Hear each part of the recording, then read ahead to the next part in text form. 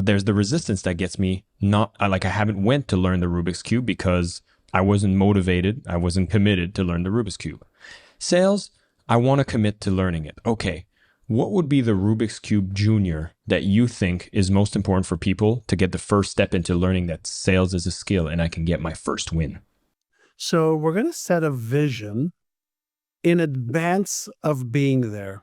So if I was to have you start with your imagination and I said, let's say that you're going to be an excellent salesperson. How much money would you like to make as a result of that? Pick a number, 50,000, 100,000, 500,000, doesn't matter. Pick a number. And you don't need to know how to achieve it right now. Just like you don't need to know, what you need to do right now if you want to run a marathon a year from now. You just need to make the decision today. And then you learn the sleep habits, the food habits, the exercise habits, the rest habits, the nutrition habits. You learn that after you make the decision. So first you say, okay, I want to achieve this. And as a result of achieving this, my lifestyle would be like this. I can help my mother. I can help my father. I can take my grandparents on a trip. I can actually give some money because I really like the planet and I want to give clean water to this or schools here. I want to do some charitable stuff, whatever it is. So you create a vision, you create the income, and you ask yourself this question. If I could achieve that, how would that make me feel? How would that vision that I don't know how to achieve yet, that's an imaginative story right now, how would that make me feel right now if it was true right now? Remember that feeling, write it down. Who else would I be able to help as a result of me being able to do that? Oh, my mom, my dad, my kids, or my future kids, whatever it is, you write that down. And you come up with, 5, 10, 15 reasons that would motivate you and encourage you to become the person capable of achieving it. Now, why do we do that? Because we need to activate not just the imagination center or the I want this center, the deductive reasoning part of the brain. We want to go one layer deeper into the limbic system to activate the emotional cortex. It's called the neocortex, right? The emotional cortex, the limbic system, not the neocortex. And that emotional cortex is going to be your best friend. Why?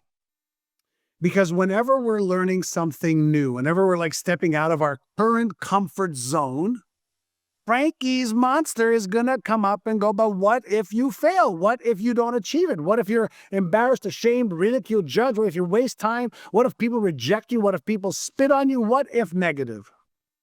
And you need to learn, right, how to listen to that and say to yourself, I can handle whatever comes my way because the prize is bigger than the fear. The prize of who I become is bigger than being embarrassed, ashamed, ridiculed, judged, rejected. The prize, that I get to become that is bigger than me feeling inadequate. As a matter of fact, going after the prize helps me feel adequate and more than enough. So I'm going to create some frames of my future and the reasons why I must overcome the doubts, fears, worries, anxiety, stress, etc. I'm going to come up with reasons in advance. And the reason I do that is that's my emotional capital because you will feel like procrastinating. You won't want to get out of bed. You won't want to study and practice this. You won't want to do what's necessary because it is new and it's hard when it's new. So I start off with that. And then we go back to this Rubik's Cube and we go, okay, in order for me to believe that I could be this person, what would I actually need to believe? Well, I would need to believe that I am smart enough. I can learn this. I am resilient. I'm tenacious. I've got grit and I can overcome any challenge. Great. Write that down. I'm so grateful. The fact that I am smart enough, good enough, worthy enough. I've got tenacity, grit, and I can overcome any challenge. Yeah. I want you to read that every freaking day. Don't just read it. Come up with 3 or 4 or 5 more empowering beliefs. I want you to record it on your little mobile phone, like I have on my mobile phone. And you know what I did this morning as part of my Innercise practice? Right? I've got several things I've recorded. This is called my promise. I don't know if you can hear it. So I record things. I'm now living my life by design, not by default. I'm extremely smart and have everything I need in order to make my life the masterpiece I desire it to be. So I'm rising to my vision. Every morning, I listen to either the ones Innercise I've created for myself or the ones in my Innercise app. Now, I'm also creating the imprinting materials in written form as well as my vision board to all match up and align. So I create the beliefs by creating beliefs. I'm firing neurons and wiring neurons.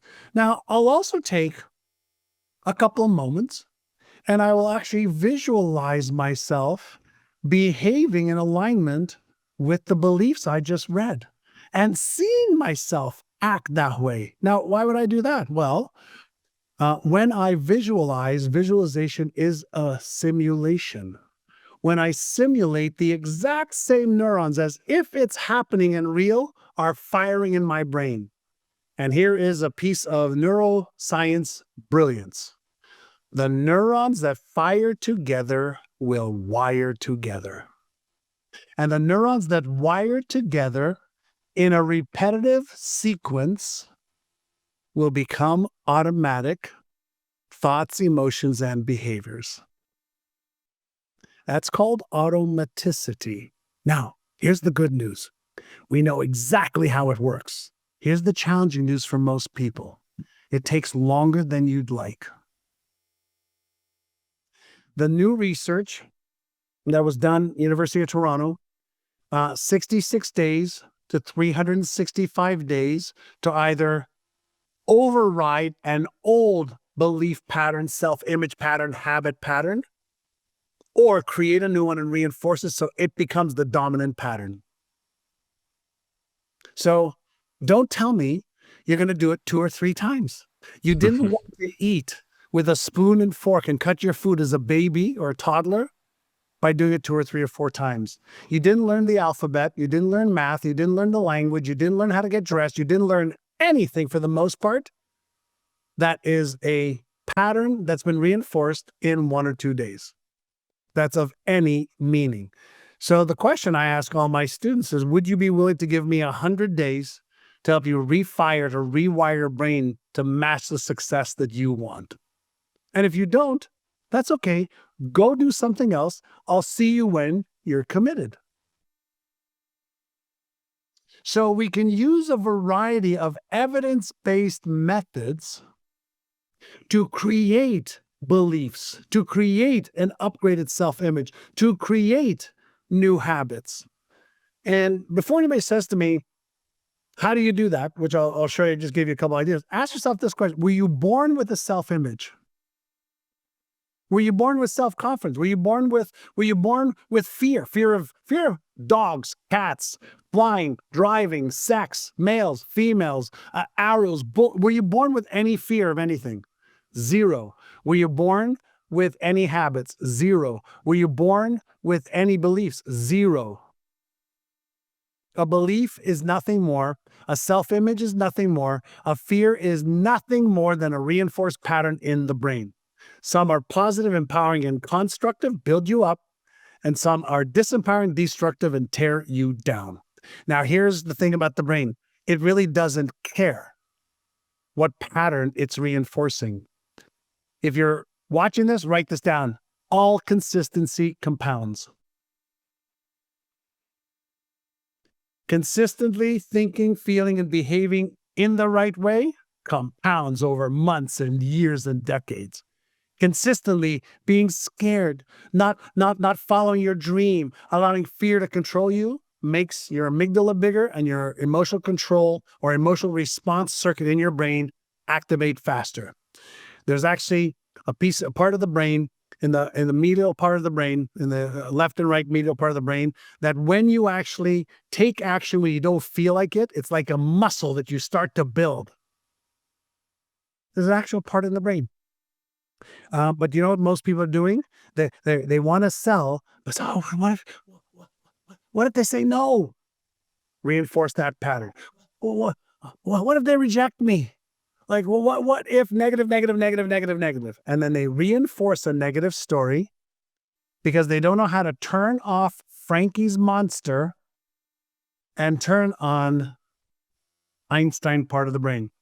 That's the left prefrontal cortex versus the right prefrontal cortex. It's like gas and brakes in your car. You like having both of those, right? Well, you have a Frankie to keep you safe and to warn you, and you got an Einstein for imagination and to figure out how you can instead of Frankie saying, here's why you shouldn't. Now, most people don't know that they have these two parts of the brain, but it's not just those two parts. Your brain is like an orchestra with different members of the brain or orchestra doing different things, playing different instruments, and maybe you're just not a very good conductor yet of your own orchestra.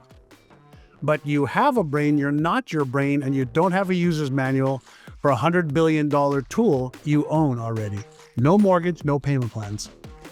Thank you so much for listening to the Selling with Love podcast. We have some previous episodes you can tune into right here.